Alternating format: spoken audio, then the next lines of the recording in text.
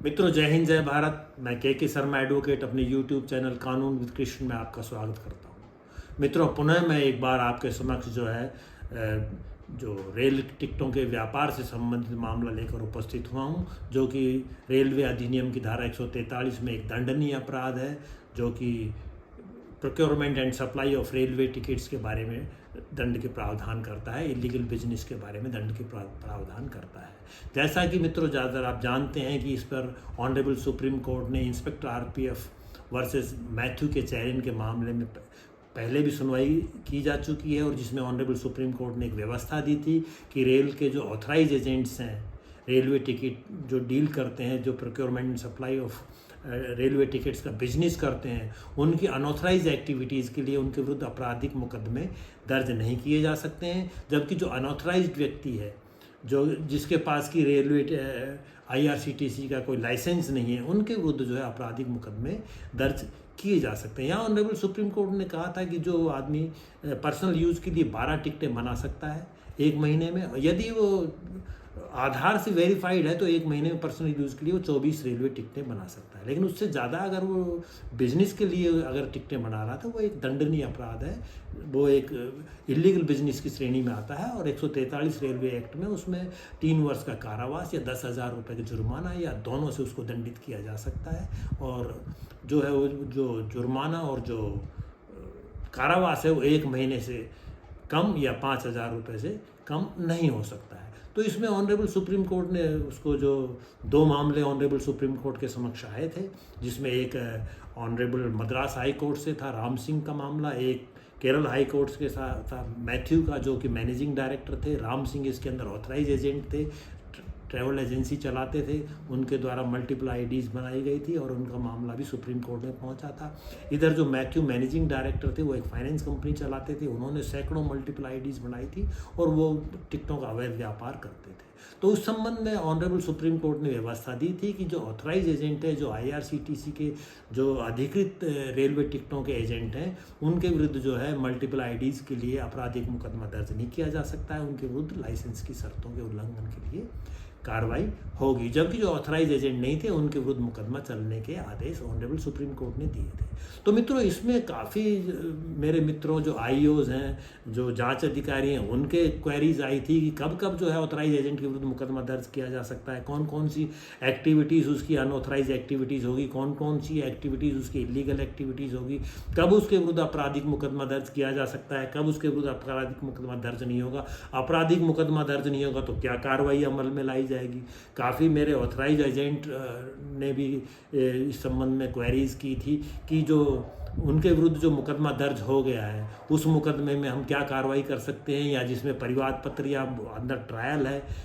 उसमें हम क्या कार्रवाई कर सकते हैं, या जो मुकदमे का निस्तारण हो चुका है उसमें हम क्या कार्रवाई कर सकते हैं। तो इन सब क्वेरीज के बारे में जो है मैं आपके समक्ष इनका जवाब लेकर आपके समक्ष उपस्थित हुआ हूँ। तो इसमें मित्रों, सबसे पहले हम जो डिस्कस करेंगे कि जो ऑथराइज एजेंट होता है, ऑथराइज एजेंट को वो एक आईआरसीटीसी द्वारा जो है रेल के विभाग द्वारा एक लाइसेंस जारी किया जाता है, उसके की टिकटों का जो है वो प्रोक्योरमेंट एंड सप्लाई का बिजनेस कर सकता है, रेलवे टिकटों को यात्रियों को वो ले सकता है। उसमें उसका निर्धारित मात्रा होती है कितने रुपए लेगा, और वो टिकटों का यात्रियों को उपलब्ध कराएगा, वो ऑथराइज एजेंट होता है। और उसके अंदर शर्तें निहित होती हैं कि क्या क्या कितने आदमी रखेगा, कहाँ उसका ऑफिस लोकेट होगा, कितने पैसे वो चार्ज करेगा, और कितने पैसे वो क्या क्या करेगा और क्या वो नहीं करेगा। तो मित्रों, इन बिंदुओं पर आने से पूर्व मैं आपको बताना चाहूँगा, जो मेरे नए व्यूअर्स हैं उन्हें, कि जो रेलवे एक्ट है उसके अंदर ऑथराइज्ड ऑफिसर जो है इन्वेस्टिगेशन करने के लिए, आपराधिक मुकदमा दर्ज करने के लिए अधिकृत होते हैं। ऑथराइज्ड ऑफिसर की परिभाषा में एएसआई एंड अबव, यानी कि एएसआई एवं उससे ऊपर के पद के आरपीएफ ऑफिसर आते हैं। कॉमर्शियल डिपार्टमेंट, विजिलेंस डिपार्टमेंट एवं ऑपरेटिंग डिपार्टमेंट के सी कैटेगरी एवं उससे अबव के जो कर्मचारी आते हैं, वे इसमें ऑथराइज्ड ऑफिसर के रूप में काम कर सकते हैं। लेकिन जहाँ तक मुझे विदित है कि ऑल ओवर इंडिया कभी भी आरपीएफ के अलावा अन्य किसी एजेंसी ने जो है आज तक 143 रेलवे एक्ट या टिकटों के अवैध व्यापार के लिए प्रोसिक्यूशन लॉन्च नहीं किया है या अदालत में कार्रवाई नहीं की है। आरपीएफ के अलावा अन्य किसी एजेंसी द्वारा अगर किसी अभियुक्त को 143 रेलवे एक्ट में निरुद्ध किया जाता है तो नियरेस्ट आरपीएफ ऑफिसर को पेश करते हैं। नियरेस्ट ऑफिसर जो आरपीएफ ऑफिसर है वो उसमें जांच करता है, जांच करके वो कोर्ट में कंप्लेंट फाइल करता है और वहाँ उसका अभियोजन चलता है। तो मित्रों, इस मामले जो ऑनरेबल सुप्रीम कोर्ट मामला आया था इसमें भी आरपीएफ ही पक्षकार थी, क्योंकि आरपीएफ के द्वारा भी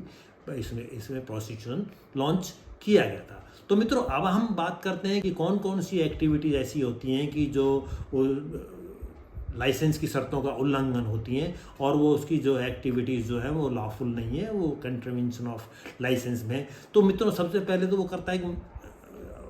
जो ऑथराइज एजेंट है रेलवे का जो टिकटों के लिए, उसको एक आईडी आईआरसीटीसी द्वारा दी जाती है और वो आईडी से, उस आईडी से ही वो जो है टिकटें बनाकर उसका व्यापार कर सकता है। लेकिन जो ऑथराइज एजेंट है अक्सर क्या करते हैं कि मल्टीपल आईडीज़ वो बना लेते हैं, तो आईआरसीटीसी के अलावा काफ़ी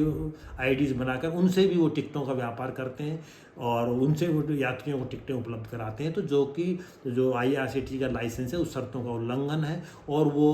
विधि सम्मत नहीं है, उसको अथॉरिटी या उसको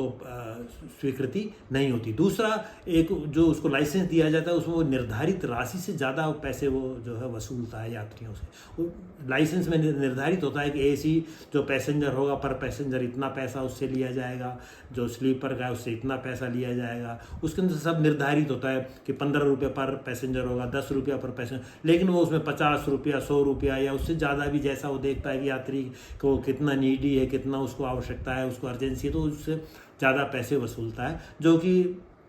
लाइसेंस की शर्तों का उल्लंघन होती है। तीसरा, वो करता है कि निर्धारित जो उसके पास स्टाफ होता है उसको अथॉरिटी आईआरसीटीसी देती है कि 5 का स्टाफ वो रखेगा, उनके अटेंडेंस मार्क करेगा, उनको आई कार्ड, लेकिन उसके बाद वो क्या करता है कि 10 आदमी वो रख लेता है, जिससे कि उसका व्यापार ज़्यादा चलता है और वो ज़्यादा पैसे वो कमाता है। मल्टीपल आईडीज़ बनाएगा, पैसे फालतू लेगा और निर्धारित जो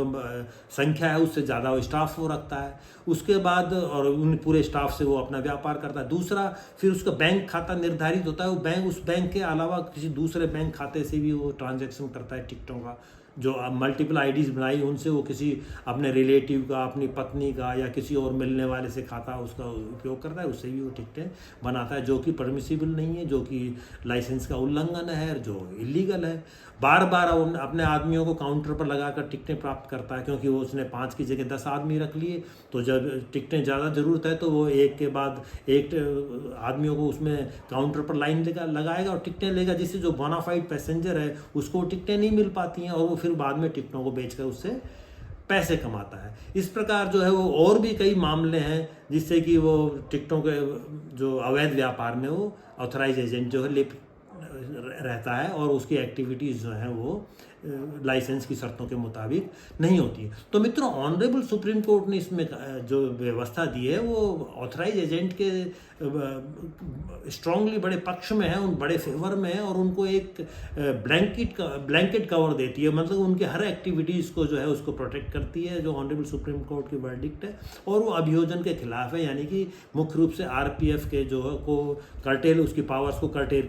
करने वाली है। तो जैसा कि ऑनरेबल सुप्रीम कोर्ट ने कहा कि जो भी जैसे मल्टीपल आईडीज़ बनाएगा, निर्धारित स्टाफ ज़्यादा रखेगा, दूसरे बैंक का खाता प्रयोग करता है, तो ऑनरेबल सुप्रीम कोर्ट ने कहा है कि जो ऑथराइज एजेंट है वो जो एक्टिविटीज़ जो करता है वो उसकी अनऑथराइज एक्टिविटीज़ हैं और उसके लिए उसके विरुद्ध आपराधिक मुकदमा दर्ज नहीं किया जा सकता है। उसके विरुद्ध जो लाइसेंस में शर्तें निहित हैं उसके तहत उसके ऊपर सिविल पेनल्टीज इंपोज की जा सकती है, यानी कि लाइसेंस में होगा कि उसके ऊपर इतना जुर्माना लगेगा शर्तों का उल्लंघन करेगा, तो बार बार शर्तों का उल्लंघन करता है तो आईआरसीटीसी द्वारा उसका लाइसेंस निरस्त भी किया जा सकता है या कुछ समय के लिए उसके लाइसेंस को सस्पेंड किया जा सकता है, या जो ऑथराइज एजेंट है उसकी इन एक्टिविटीज से रेल को नुकसान हुआ तो उसकी भरपाई के लिए भी रेल जो है कार्रवाई अमल में ला सकती है। लेकिन उसके विरुद्ध जो सुप्रीम कोर्ट की वर्डिक्ट है उसके मुताबिक उसके विरुद्ध आपराधिक मुकदमा दर्ज नहीं किया जा सकता है। जहाँ तक अनऑथराइज एजेंट है उसके विरुद्ध सुप्रीम कोर्ट की कोई बार नहीं है। यदि वो 12 टिकटें पर्सनल यूज़ के लिए और आधार वेरीफाइड है तो 24 टिकटें, उससे ज़्यादा वो टिकटें बनवाता है तो निश्चित रूप से उसके विरुद्ध 143 रेलवे की कार्रवाई, यानी कि procurement and supply of railway tickets और इलीगल बिजनेस के लिए उसके विरुद्ध जो है अभियोजन लॉन्च किया जाएगा, प्रोसिक्यूशन उसके विरुद्ध चलाया जाएगा। तो ऑनरेबल सुप्रीम कोर्ट ने इसमें ऑथराइज एजेंट जो हैं रेल के, जो टिकटों का डील करते हैं, उनको बहुत भारी राहत दी है। और मेरे जो मित्रों ने क्वेरीज की हैं उनकी मेरे ख्याल से मैं समझता हूँ कि सभी प्रश्नों का उत्तर आ गया। दूसरा मेरे काफ़ी आईओज ने मित्रों ने पूछा है कि हमारे पास ऑनरेबल सुप्रीम कोर्ट की वर्डिक्ट आ गई लेकिन मुकदमा विचाराधीन है, अंडर इन्वेस्टिगेशन है, जांच में है, अदालत में परिवाद पत्र पेश नहीं किया। तो मेरा इसमें सबमिशन था, मेरा इसमें विनम्र मत था कि ऐसे मामले में अब आप अभियोजन लॉन्च नहीं कर सकते। ऐसे मामलों में जिनमें कि ऑथराइज एजेंट है, इन एक्टिविटीज अनऑथराइज एक्टिविटीज में लिप्त पाया जाता है, तो लाइसेंस की शर्तों के उल्लंघन के लिए आप अपनी डिटेल्ड रिपोर्ट बनाकर IRCTC को, अपने जो है मंडल अधिकारी या उच्च अधिकारियों के मार्फत तो IRCTC को भिजवाएंगे कि इस तरह ये इनके खिलाफ साक्ष्य है, ये ऑथराइज एजेंट है, ये इसकी ID है और इसने ये अनऑथराइज एक्टिविटीज़ की हैं, इसके विरुद्ध जो है लाइसेंस की शर्तों के उल्लंघन के लिए उचित दंडनीय कार्रवाई की जाए, उचित पेनल्टीज इम्पोज की जाए, इसके लाइसेंस को निरस्त किया जाए। ये तो आईओज के लिए हो गया। दूसरा मामला आया कि ऐसे मामले जो अदालत में चल रहे हैं, प्रोसिक्यूशन लॉन्च किया गया, कोई ऑथराइज एजेंट है लेकिन उसके विरुद्ध जो है प्रोसिक्यूशन लॉन्च हो चुका है, तो उसमें जो ऑथराइज एजेंट है अगर उसके विरुद्ध प्रोसिक्यूशन लॉन्च हो चुका है और प्री चार्ज एविडेंस में है, चार्ज उसके विरुद्ध पेश नहीं,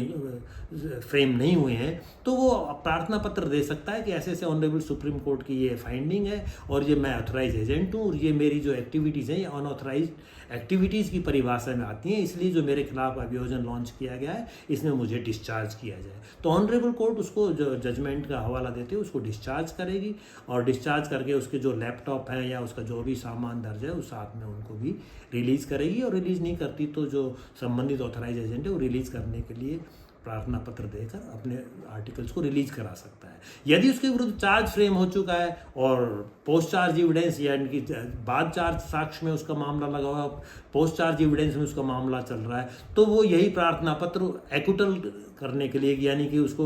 जो है इस केस से बरी किया जाए क्योंकि ऑनरेबल सुप्रीम कोर्ट की ये फाइंडिंग आई है और उसकी अनऑथराइज एक्टिविटीज़ है, वो एक ऑथराइज एजेंट है और उसके विरुद्ध जो है एक्विटल किया जाए तो एक्विटल कर देगी। अब मित्रों प्रश्न आता है कि जिनके मामले अभी शीघ्र ही निस्तारण हो चुके हैं या जिनको ऑनरेबल ट्रायल कोर्ट द्वारा कन्विक्शन हो चुका है, तो मित्रों वो इसके विरुद्ध जो है अब चूंकि वो अदालत ने जिसने फैसला लोअर कोर्ट ने या ट्रायल कोर्ट ने फैसला दे दिया है तो दोबारा वो उसको सुनेगी नहीं, तो आप उसकी अपील में जा सकते हैं और अपील में आप कह सकते हैं कि इस तरह ऑनरेबल सुप्रीम कोर्ट की ये वर्डिक्ट है और मेरा कन्विक्शन जो है वो सस्टेन नहीं करता है, इसको जो सेट असाइड किया जाए और मेरी जो मैं ऑथराइज एजेंट हूँ ये अनऑथराइज एक्टिविटीज़ हैं और मेरे खिलाफ क्रिमिनल केस नहीं चल सकता है। तो अपील में जो है आप उसको, अपीलेट कोर्ट है उसको कंसिडर करेगी और आपके कन्विक्शन को सेट असाइड कर देगी। यदि आपका मामला अपील का जो निर्धारित समय उसको पार कर चुका है यानी कि